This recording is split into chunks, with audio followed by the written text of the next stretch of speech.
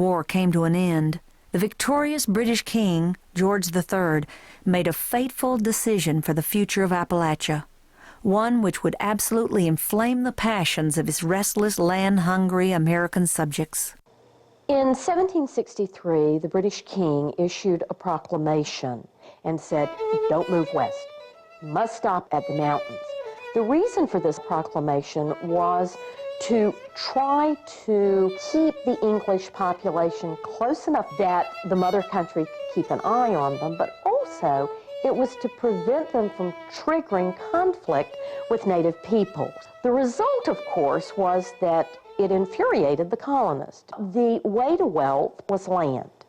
And land east of the mountains was increasingly difficult to obtain.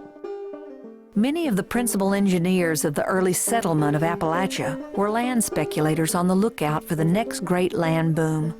Part schemer, part patriot, and part salesman, the land speculators' great hope was to amass large holdings of real estate quickly and cheaply in order to then sell to families moving to the backwoods. Well connected politically, socially, and financially, speculator groups competed to obtain land holdings numbering in the tens of millions of acres. They included prominent names in Appalachian lore, such as John Sevier of Tennessee, Carolina Dick Henderson, and the wily Indian agent Sir William Johnson, who parlayed his Iroquois friendship into a 200,000-acre estate. They also included the young, ambitious Colonel George Washington of Virginia, who eventually collected more than 40,000 acres of prime Appalachian river bottom. It's all about real estate. And Washington had a really strong sense his whole life that you wanted to get the back country early on when it was really cheap and then wait for it to rise in value.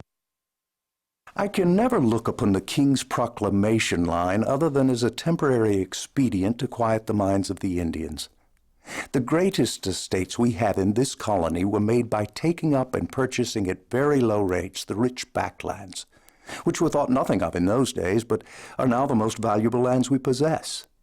Any person who neglects the present opportunity of hunting out good lands and marking them for their own in order to keep others from settling them will never regain this chance.